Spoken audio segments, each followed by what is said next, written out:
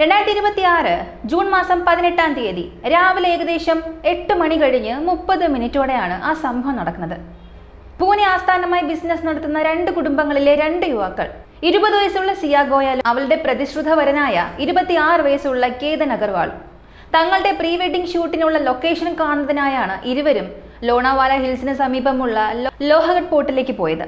ചെറിയൊരു ട്രക്കിംഗ് നടത്തി വേണമായിരുന്നു അവർക്ക് കോട്ടയ്ക്ക് മുകളിൽ എത്തുവാൻ. അന്ന് രാവിലെ ഏകദേശം പകൽ 9 മണി കഴിഞ്ഞ് 30 മിനിറ്റോടെ ഇരുവരും കോട്ടയ്ക്ക് മുകളിൽ എത്തുകയും ലൊക്കേഷനുകൾ കണ്ടു തുടങ്ങുകയും ചെയ്തു. എന്നാൽ കുറച്ചു സമയം അവിടെ ചിലവഴിച്ച ശേഷം കേതൻ അഗർവാൾ പെട്ടെന്ന് ഫോട്ടോസ് എടുക്കാൻ തുടങ്ങി. ഫോട്ടോകൾ എടുക്കുന്നതിനിടെ അവൻ അറിയാതെ കോട്ടയുടെ ഒരരികിലേക്ക് നീങ്ങി നിന്നു. അവിടെ വെച്ച് പെട്ടെന്ന് കാൽ വഴുതി കേതൻ താഴേക്ക് പതിക്കുകയാണ് ഉണ്ടായത്. ഏകദേശം 340 അടി താഴ്ചയുള്ള ഒരു മലയിടുക്കിലേക്കാണ് കേതൻ വീണത്. അതുകൊണ്ട് തന്നെ അവൻ രക്ഷപ്പെടാനുള്ള സാധ്യതകൾ വളരെ കുറവായിരുന്നു. കൂടെ ഉണ്ടായിരുന്ന സിയ ഗോയൽ ഉടൻ തന്നെ പോലീസിനെ വിളിച്ച് വിവരമറിയിക്കുകയും തുടർന്ന് കേതന്റെ കുടുംബത്തെയും സംഭവം വിളിച്ചറിയിക്കുകയും ചെയ്തു. വിവരമറിഞ്ഞ ഉടൻ തന്നെ കേതന്റെ കുടുംബവും പോലീസും സ്ഥലത്തെത്തി. അവിടുത്തെ ഗാർഡിന്റെയും വോളണ്ടിയേഴ്സിന്റെയും സഹായത്തോടെ തിരച്ചിൽ ആരംഭിച്ചു. ഒടുവിൽ 1.5 ദിവസത്തെ കഠിനമായ ശ്രമങ്ങൾക്കൊടുവിൽ ജൂൺ 19-ാം തീയതി രാവിലെയാണ് 340 അടി താഴ്ചയുള്ള ആ മലയിടുക്കിൽ നിന്നും കേതന്റെ മൃതദേഹം കണ്ടെത്തുന്നത്. അപകടം നടക്കുന്ന സമയത്ത് കേതന്റെ കൂടെ സിയ മാത്രമാണ് ഉണ്ടായിരുന്നത്. പോലീസ് ചോദ്യം ചെയ്തപ്പോൾ സിയ പറഞ്ഞത് ഇങ്ങനെയാണ്: രാവിലെ ഏകദേശം 10 മണി കഴിഞ്ഞ് 30 മിനിറ്റോടെ ഫോട്ടോ എടുക്കാനായി കേതൻ ആ വശത്തേക്ക് നടന്നു പോവുകയായിരുന്നു. ആ സമയത്ത് നല്ല ശക്തമായ കാറ്റുണ്ടായിരുന്നു. കാറ്റിന്റെ വേഗതയിൽ പെട്ടെന്ന് ബാലൻസ് തെറ്റിയ കേതന് സ്വയം നിയന്ത്രിക്കാൻ കഴിഞ്ഞില്ല. അവൻ താഴേക്ക് വീഴുകയായിരുന്നു. കുടുംബാംഗങ്ങൾ ആദ്യമൊക്കെ ഈ വാക്കുകൾ അതേപടി വിശ്വസിച്ചു. ആശുപത്രിയിലെ നടപടികൾക്ക് ശേഷം കേതന്റെ മൃതദേഹം വീട്ടിലെത്തിക്കുകയും സംസ്കാര ചടങ്ങുകൾ നടത്തുകയും ചെയ്തു. എന്നാൽ സംസ്കാര ചടങ്ങുകൾ കഴിഞ്ഞ് 2-3 ദിവസങ്ങൾക്ക് ശേഷം മരണാനന്തര ചടങ്ങുകളുടെ സമയത്ത് ആളുകൾ വീട്ടിലേക്ക് വരാൻ തുടങ്ങി. ആ സമയത്ത് സിയ ഗോയലും അവളുടെ കുടുംബവും അവിടെ എത്തിയിരുന്നു. ഇത്തരം സാഹചര്യങ്ങളിൽ അപകടം നടക്കുമ്പോൾ കൂടെ ഉണ്ടായിരുന്ന ആളോട് അവിടെ എന്താണ് സംഭവിച്ചതെന്ന് ചോദിച്ചറിയാൻ ബന്ധുക്കൾ ശ്രമിക്കാറുണ്ടല്ലോ. കേതന്റെ കുടുംബത്തിന് അവൻ അങ്ങനെ കാൽ വഴുതി വീഴും എന്ന കാര്യം വിശ്വസിക്കാൻ കഴിയുമായിരുന്നില്ല. കാരണം കേതൻ സ്ഥിരമായി ട്രെക്കിംഗ് നടത്തുന്ന ആളാണ്. ട്രക്കിംഗ് അവന്റെ ഒരു പ്രധാനപ്പെട്ട വിനോദമായിരുന്നു. അതിൽ അവൻ നല്ലൊരു പ്രൊഫഷണൽ ആയിരുന്നു. ചടങ്ങുകളുടെ 3-ാം ദിവസം സിയ ഗോയൽ കേതന്റെ വീട്ടിലെത്തിയപ്പോൾ കേതന്റെ സഹോദരി സിയയോട് ചോദിച്ചു യഥാർത്ഥത്തിൽ അവിടെ എന്താണ് സംഭവിച്ചതെന്നും കാര്യങ്ങൾ ഒന്നുകൂടി വ്യക്തമായി പറഞ്ഞു തരണമെന്നും.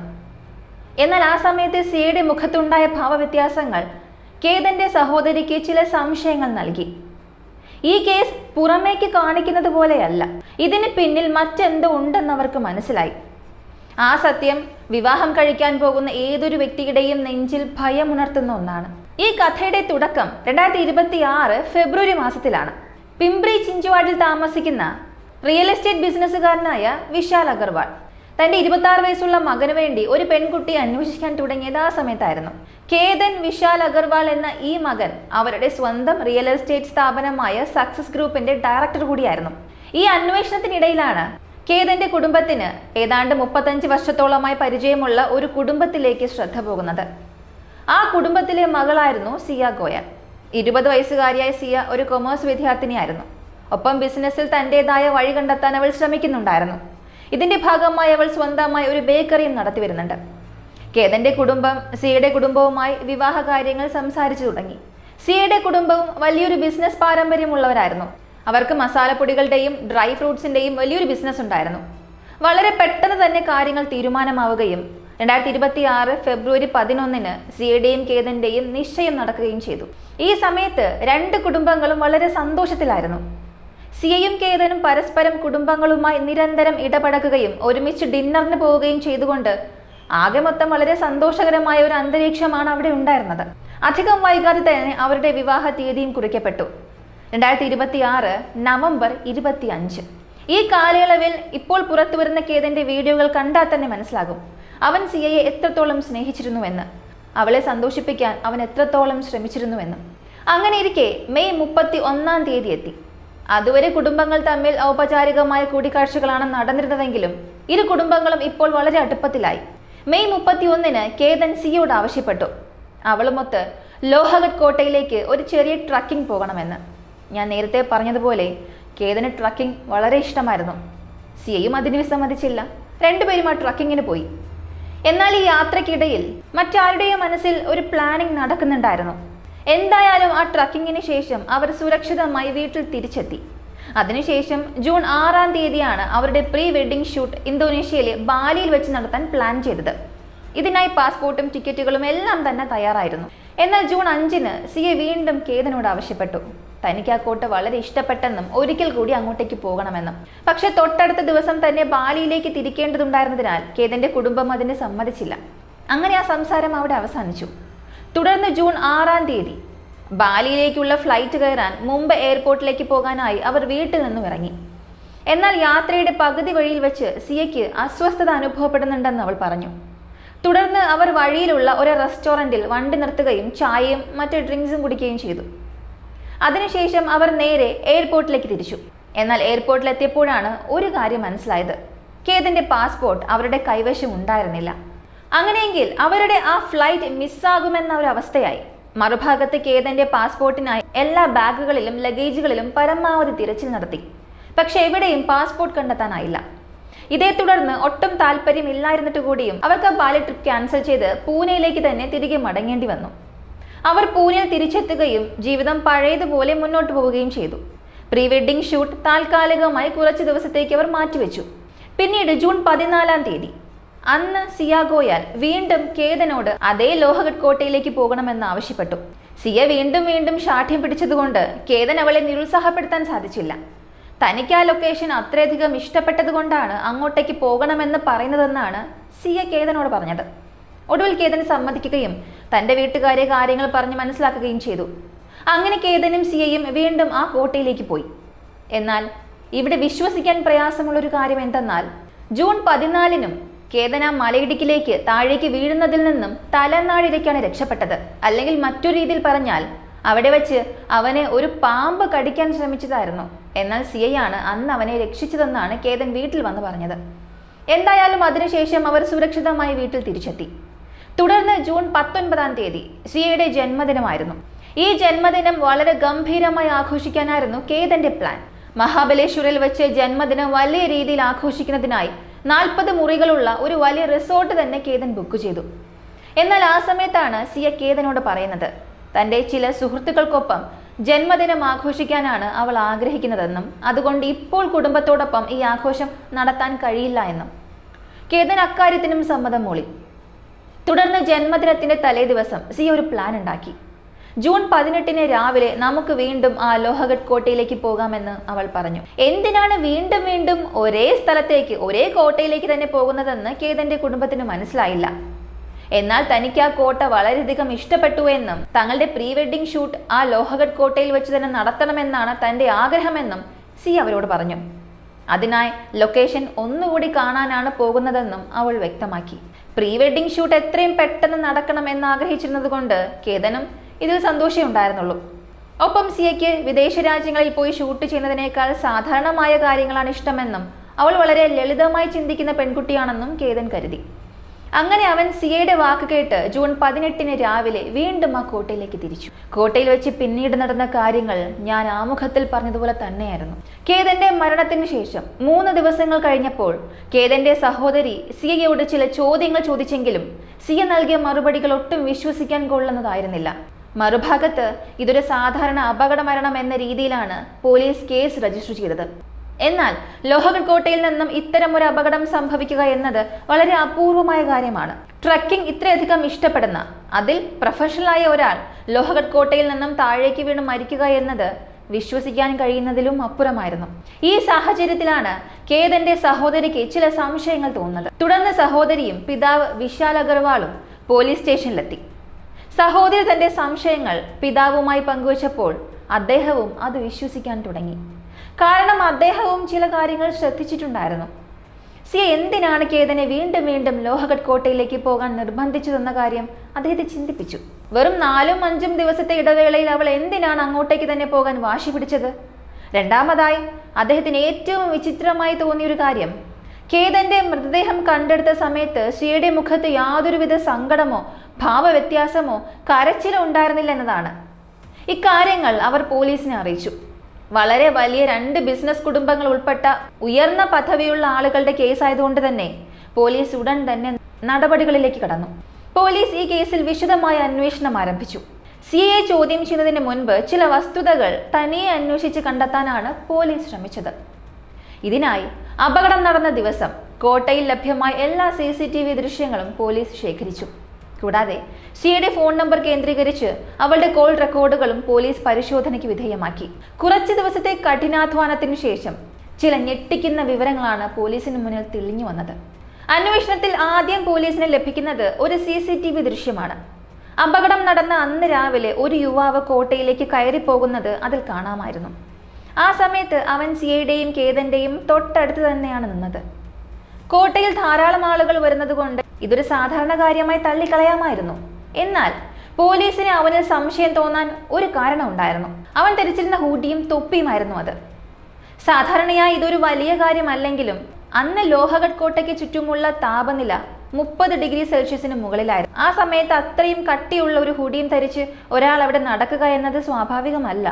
കോട്ടയുടെ മുകളിലേക്ക് കയറുമ്പോൾ ചൂട് ഇനിയും കൂടുമെന്ന് അറിഞ്ഞുകൊണ്ട് ആരും അങ്ങനെ ചെയ്യില്ല. പോലീസ് ഒട്ടും വൈകാതെ ഈ വ്യക്തിയെ കണ്ടെത്താനുള്ള ശ്രമങ്ങൾ തുടങ്ങി. മറുഭാഗത്ത് സിയുടെ കോൾ റെക്കോർഡുകൾ പരിശോധിച്ച പോലീസിന് മറ്റൊരു സുപ്രധാന വിവരവും ലഭിച്ചു. ജനുവരി മാസം മുതൽ ജൂൺ 18-ാം തീയതി രാവിലെ 7 മണി വരെ സിയുടെ ഫോണിലേക്ക് ഒരു പ്രത്യേക നമ്പറിൽ നിന്നും നിരന്തരം കോളുകൾ വന്നിരുന്നു. ഏതാണ്ട് 2004 കോളുകളാണ് വന്നത്. അതിലൂടെ 238 മണിക്കൂറോളം അവർ സംസാരിക്കുകയും ചെയ്തിട്ടുണ്ട്. ഈ നമ്പർ സിയുടെ കുടുംബാംഗങ്ങളുടെയോ ബന്ധുക്കളുടെയോ പ്രതിശ്രുതവരനായ കേതൻ അഗർവാളിന്റെയോ ആയിരുന്നില്ല. 5 മുതൽ 6 വരെ മാസത്തിനിടയിൽ ഇത്രയധികം സമയം സിയെ സംസാരിച്ച് ആ വ്യക്തി ആരാണെന്ന് കണ്ടെത്താൻ പോലീസ് അന്വേഷണം വ്യാപിപ്പിച്ചു. വളരെ പെട്ടെന്ന് തന്നെ ആ നമ്പർ പൂനെയിലെ മാർക്കറ്റ് യാർഡിൽ താമസിക്കുന്ന ചേതൻ ചൗഹാൻ എന്ന യുവാവിൻ്റെതാണെന്ന് പോലീസ് കണ്ടെത്തി.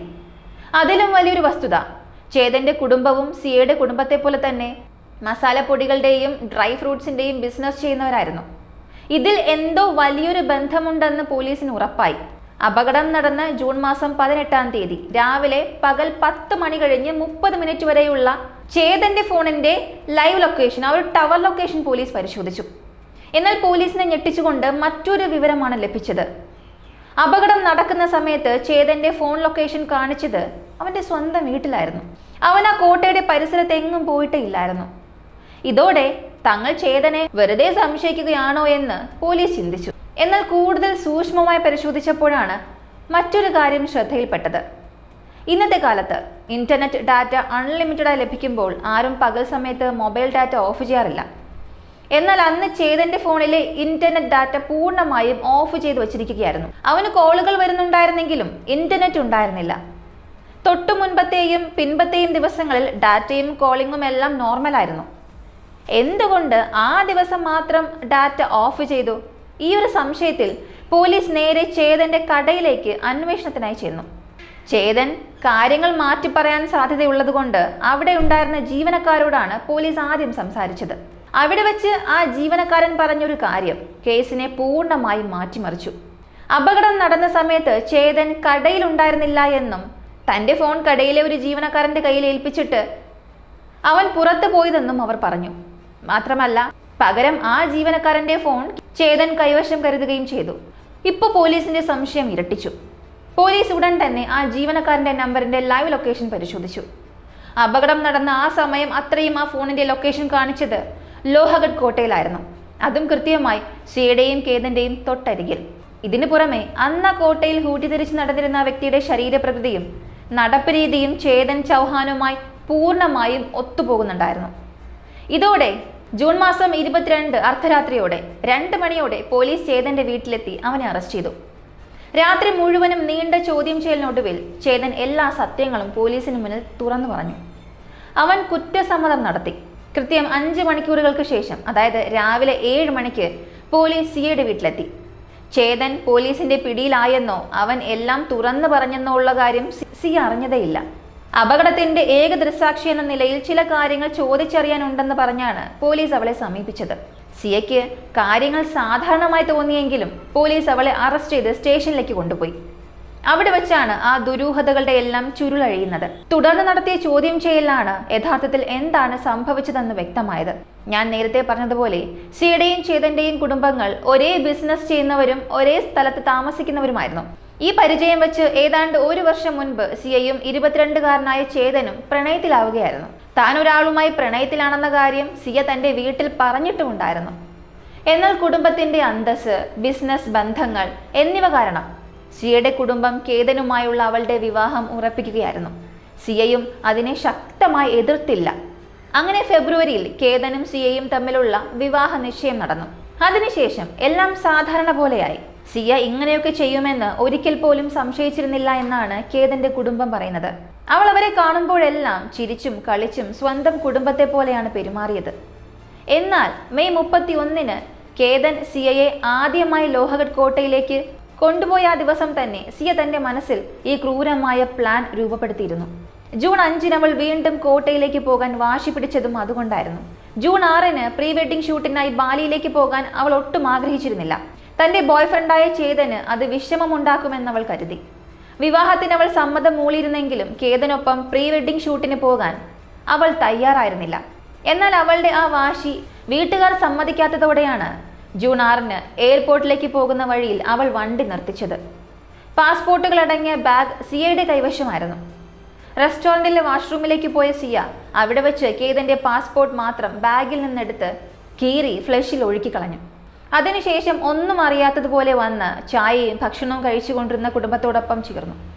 അവിടെ നിന്നും ഇറങ്ങി എയർപോർട്ടിലെത്തിയപ്പോഴാണ് കേതന്റെ പാസ്പോർട്ട് കാണാനില്ല എന്ന വിവരം എല്ലാവരും അറിയുന്നത്. അങ്ങനെ ആ യാത്ര മുടങ്ങി. തുടർന്ന് ജൂൺ 14-ന് അവൾ നടത്തിയ പ്ലാൻ കേതനെ കൊല്ലാൻ വേണ്ടി മാത്രമുള്ളതായിരുന്നു. സിയ അത് നടപ്പിലാക്കാൻ ശ്രമിക്കുകയും ചെയ്തു. അന്ന് കോട്ടയ്ക്ക് മുകളിലെത്തിയപ്പോൾ അവൾ കേതനെ താഴേക്ക് തള്ളിയിട്ടു. എന്നാൽ കേതൻ ആയുസ് ബാക്കിയുണ്ടായിരുന്നതുകൊണ്ട് അവിടെ ഉണ്ടായിരുന്ന ഒരു മുറിഞ്ഞ മരക്കൊമ്പിൽ തങ്ങി അവൻ എങ്ങനെയൊക്കെയോ സ്വയം ബാലൻസ് ചെയ്ത് രക്ഷപ്പെടുകയായിരുന്നു. തന്നെ തള്ളിയിട്ടതിന് സിയയോട് ദേഷ്യപ്പെടാൻ തുടങ്ങിയ കേതനെ കണ്ട് സിയ പെട്ടെന്ന് ഉച്ചത്തിൽ നിലവിളിക്കാൻ തുടങ്ങി. അവിടെ നിന്നെ കടിക്കാൻ ഒരു പാമ്പ് വരുന്നുണ്ടായിരുന്നു എന്ന് പറഞ്ഞ് അവൾ അവനെ കെട്ടിപ്പിടിച്ചു. ആ നിമിഷത്തിൽ സിയ തന്നെ കൊല്ലാൻ നോക്കിയതല്ലെന്നും തന്റെ ജീവൻ രക്ഷിക്കാൻ ശ്രമിച്ചതാണെന്നും കരുതി കേതൻ അവളെ വിശ്വസിച്ചു. എന്നാൽ കൃത്യം 4 ദിവസങ്ങൾക്ക് ശേഷം അവൾ വീണ്ടും ഇതേ പ്ലാൻ തയ്യാറാക്കി. ഇത്തവണ അത് നടപ്പിലാക്കാൻ സിയയ്ക്കൊപ്പം ചേതനും അവിടെ എത്തിയിരുന്നു. ജൂൺ 18 രാവിലെ ഏതാണ്ട് 10 മണി കഴിഞ്ഞ് 30 മിനിറ്റോടെ കോട്ടയുടെ മുകളിലെത്തിയപ്പോൾ ആളൊഴിഞ്ഞ ഒരു വശത്തേക്ക് സിയ കേതനെ കൂട്ടിക്കൊണ്ടുപോയി. ചേതൻ അവരുടെ തൊട്ടടുത്ത് തന്നെ ചുറ്റിപ്പറ്റി നിൽക്കുന്നുണ്ടായിരുന്നു. ആ ഭാഗത്ത് നല്ല താഴ്ചയുണ്ടായിരുന്നു, ആളുകളും കുറവായിരുന്നു. അവിടെ വെച്ച് ഫോട്ടോ എടുക്കാം എന്ന് പറഞ്ഞ് സിയ കേതനെ ആ മലയിടുക്കിന്റെ ഭാഗത്ത് നിർത്തി. പെട്ടെന്ന് സിയയും ചേതനും ചേർന്ന് കേതനെ പിടിച്ച് 340 അടി താഴ്ചയുള്ള ആ മലയിടുക്കിലേക്ക് താഴെ തള്ളിയിട്ടു. അത്രയും വലിയ താഴ്ചയിലേക്ക് വീണാൽ അവൻ രക്ഷപ്പെടില്ല എന്നവർക്ക് ഉറപ്പായിരുന്നു. ജൂൺ 18-ന് മൃതദേഹം കണ്ടെത്താനായില്ലെങ്കിലും 19-ാം തീയതി രാവിലെ അത് റിക്കവർ ചെയ്തു. ഇവിടെ ആലോചിക്കേണ്ട മറ്റൊരു കാര്യം, വരാനിരിക്കുന്ന നവംബർ 25-ന് രാജസ്ഥാനിലെ ഉദയ്പൂരിൽ വെച്ച് നടക്കേണ്ടിയിരുന്ന ഈ വിവാഹം ഏതാണ്ട് 17 കോടി രൂപയുടെ ഒരു വമ്പൻ ഡെസ്റ്റിനേഷൻ വെഡിങ് ആയിരുന്നു. അതിഥികളെ കൊണ്ടുപോകുന്നതിനായി കുടുംബം 2 ചാർട്ടേഡ് വിമാനങ്ങൾ വരെ ബുക്ക് ചെയ്തിട്ടുണ്ടായിരുന്നു. തന്റെ മകൻ ബിസിനസ്സിൽ ഒരു കൈത്താങ്ങാകാൻ വേണ്ടി അമേരിക്കയിലെ ബോസ്റ്റണിലുള്ള ബെപ്സൺ കോളേജിൽ നിന്നും MBA പഠിച്ചിറങ്ങിയ കേതനെയാണ് അവർക്ക് നഷ്ടമായത്. അവൻ ബിസിനസ്സിൽ ശ്രദ്ധ കേന്ദ്രീകരിച്ചു തുടങ്ങിയിട്ടേ ഉണ്ടായിരുന്നുള്ളൂ. ആ കുടുംബത്തിന്റെ ഭാഗത്ത് യാതൊരു തെറ്റുമില്ലായിരുന്നു. തെറ്റായ ലക്ഷ്യങ്ങളുള്ള ഒരു പെൺകുട്ടിയുമായി മകന്റെ വിവാഹം ഉറപ്പിച്ചു എന്നത് മാത്രമായിരുന്നു അവരുടെ ഏക പരാജയം. എന്നാൽ ഇവിടെ സിയയും ചേതനും മാത്രമാണോ കുറ്റക്കാർ? അതോ സിയയ്ക്ക് മറ്റൊരു പ്രണയബന്ധം ഉണ്ടെന്നറിഞ്ഞിട്ടും ഇത്രയും ചെറിയ പ്രായത്തിൽ 20 വയസ്സിൽ അവളുടെ വിവാഹം നടത്താൻ നിർബന്ധിച്ച അവളുടെ കുടുംബവും ഇതിൽ കുറ്റക്കാർ തന്നെയല്ലേ? ഇത്രയും പെട്ടെന്ന് അവളെ വിവാഹം കഴിപ്പിച്ചു വിടാൻ കുടുംബത്തെ പ്രേരിപ്പിച്ചതിന് പിന്നിൽ മറ്റെന്തെങ്കിലും കാരണങ്ങൾ ഉണ്ടായിരുന്നോ? ചില കണക്കുകൾ പരിശോധിച്ചാൽ ഇന്ത്യയിൽ ഓരോ വർഷവും ഏതാണ്ട് 1400ഓളം ആളുകളാണ് പ്രണയം കാരണം കൊല്ലപ്പെടുകയോ ആത്മഹത്യ ചെയ്യുകയോ ചെയ്യുന്നത്. പ്രണയം പതുക്കെ പതുക്കെ മരണത്തിലേക്ക് വഴിമാറിക്കൊണ്ടിരിക്കുകയാണോ? ജീവിതത്തിലെ ഏറ്റവും മനോഹരമായൊരു വികാരമാണ് പ്രണയം. അതിനെ അതിന്റെ പവിത്രതയോടെ നിലനിർത്താൻ അനുവദിക്കുന്നതാണ് നല്ലത്. അതിനായി ഇത്തരം ക്രൂരതകൾ ചെയ്യുന്നവർക്ക് നിയമം മാതൃകാപരമായ കഠിന ശിക്ഷ തന്നെ നൽകേണ്ടതുണ്ട്. ഈ ഒരു കേസിനെ കുറിച്ചുള്ള നിങ്ങളുടെ അഭിപ്രായം എന്താണെന്നുള്ളത് കമന്റിൽ പറയുക.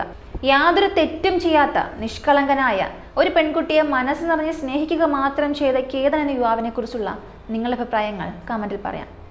അടുത്ത വീഡിയോയിൽ വീണ്ടും കാണാം.